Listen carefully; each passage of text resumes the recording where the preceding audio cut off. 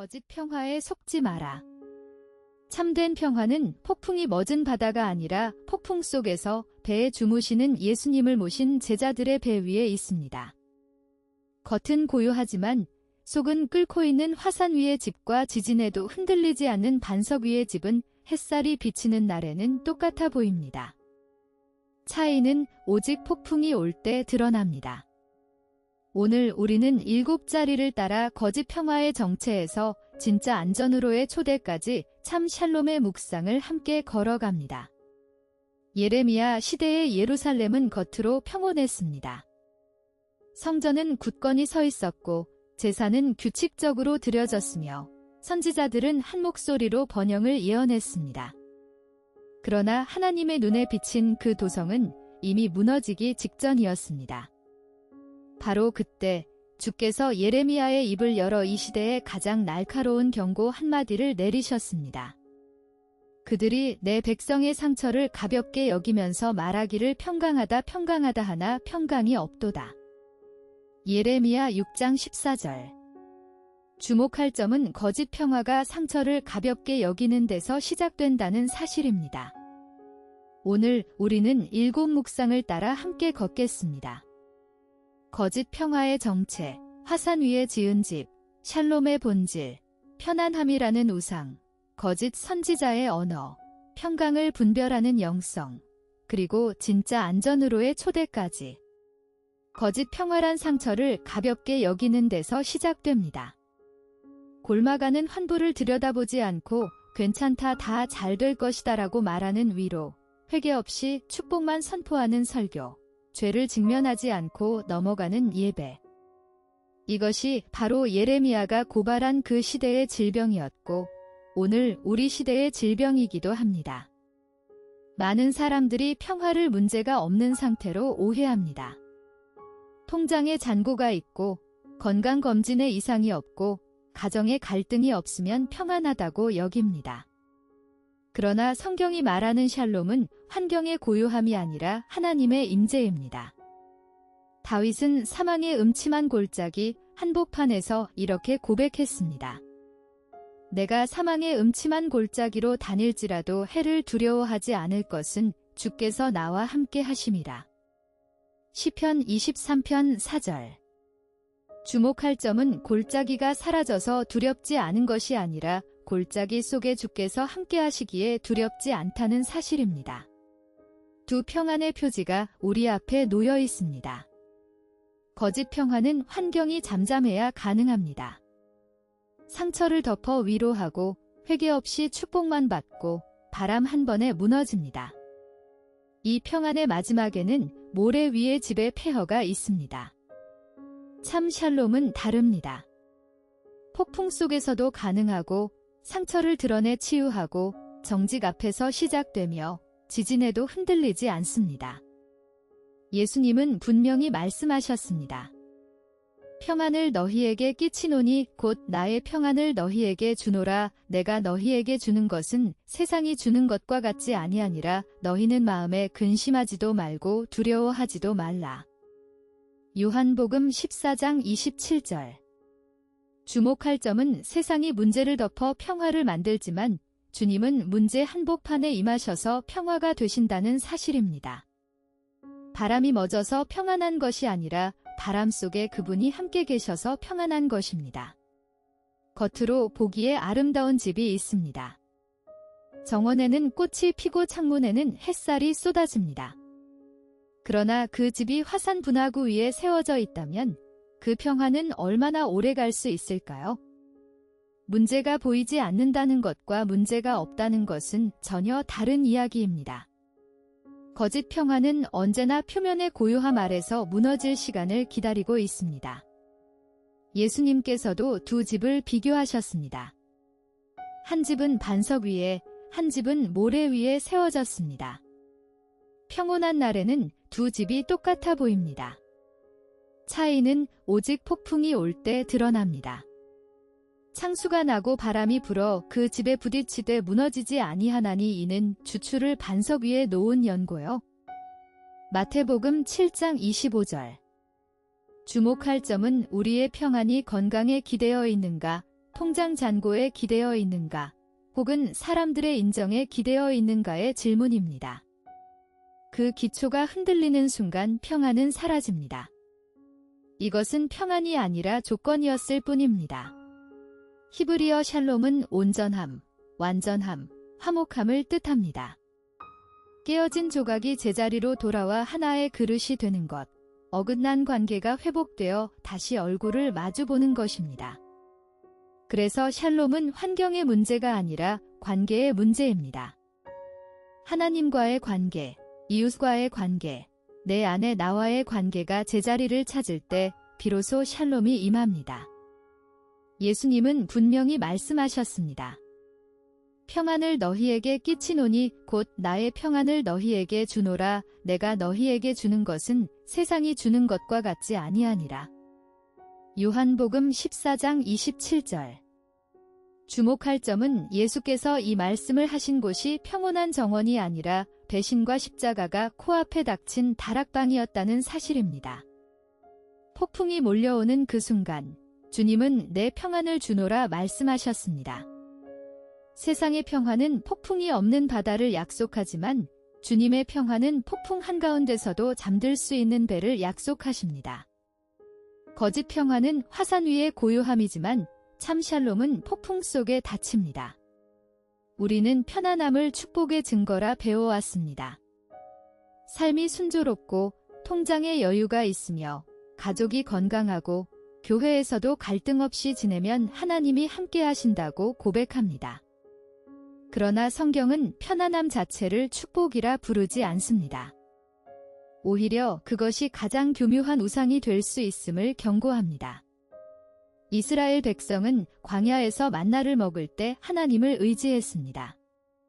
그러나 젖과 꿀이 흐르는 땅에 들어가 배부르게 먹고 아름다운 집을 짓고 소와 양이 번성하자 그들의 마음은 서서히 교만해졌습니다.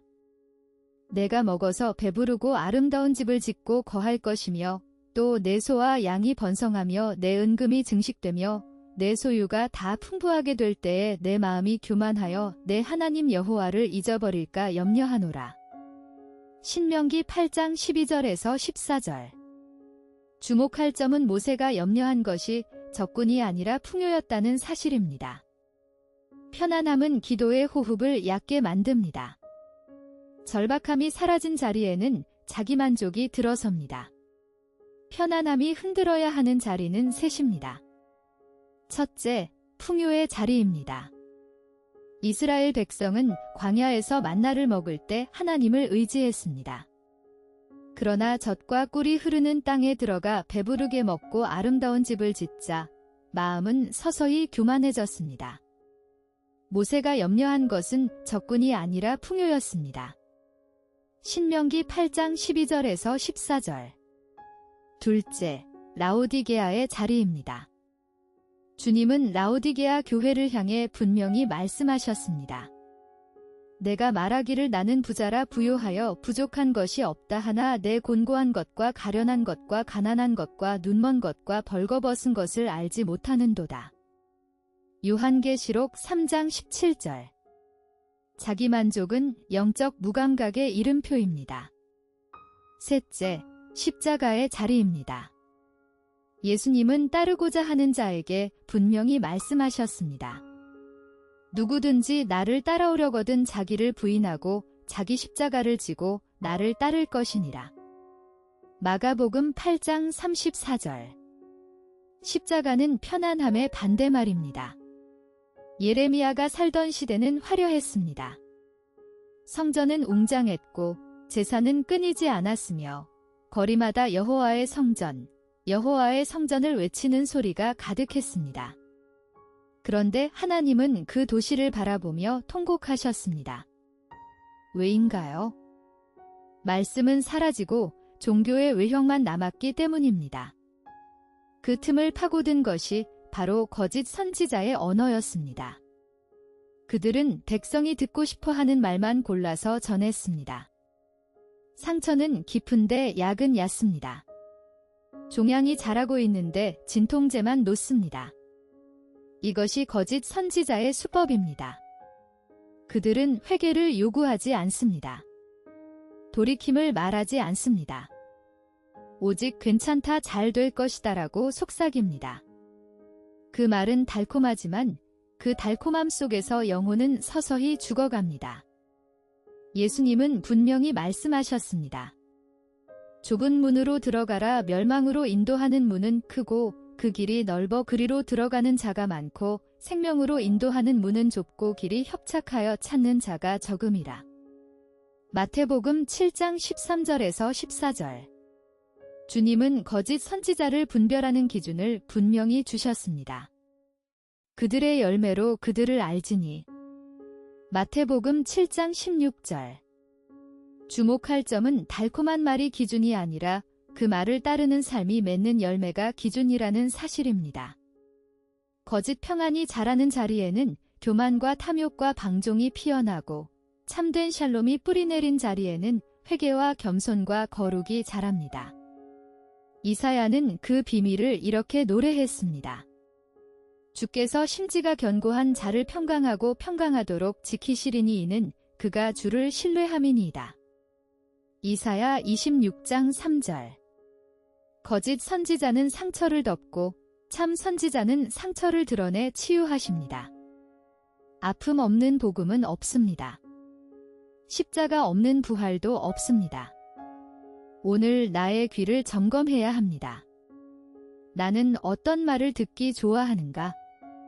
내 죄를 지적하는 말씀 앞에서 불쾌해하지는 않는가?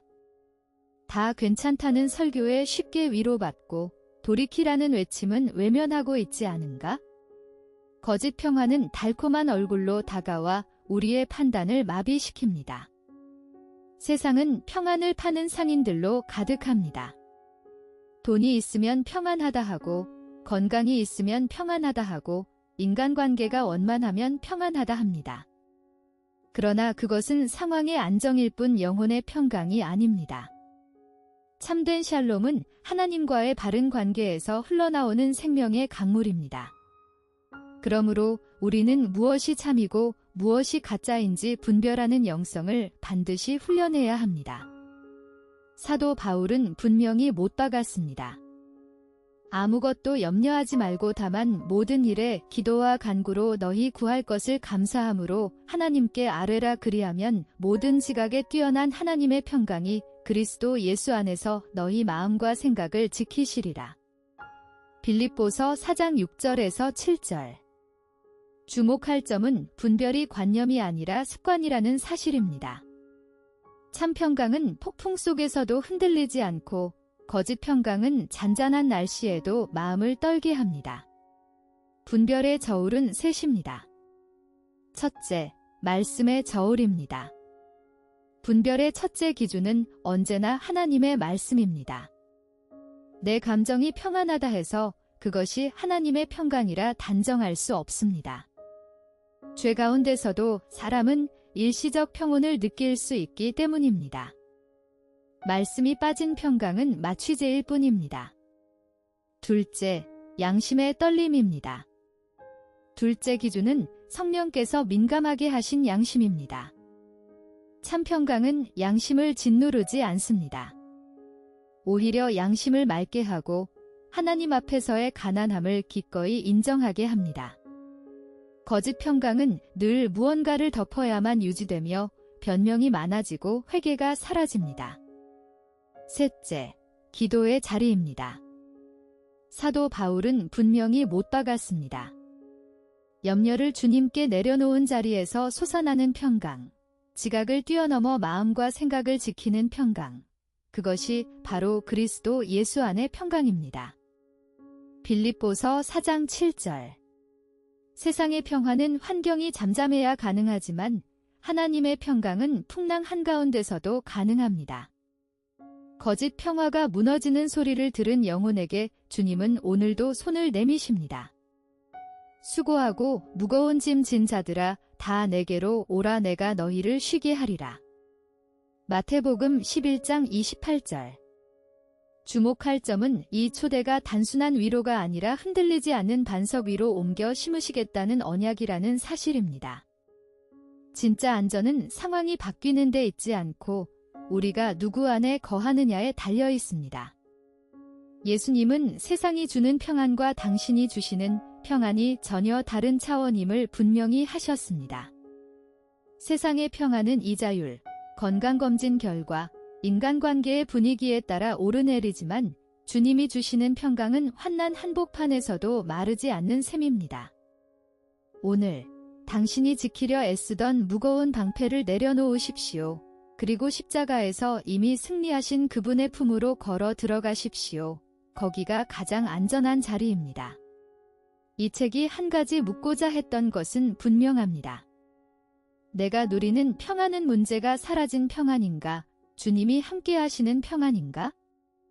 거짓 평화의 정체, 화산 위에 지은 집, 샬롬의 본질, 편안함이라는 우상, 거짓 선지자의 언어, 평강을 분별하는 영성, 그리고 진짜 안전으로의 초대.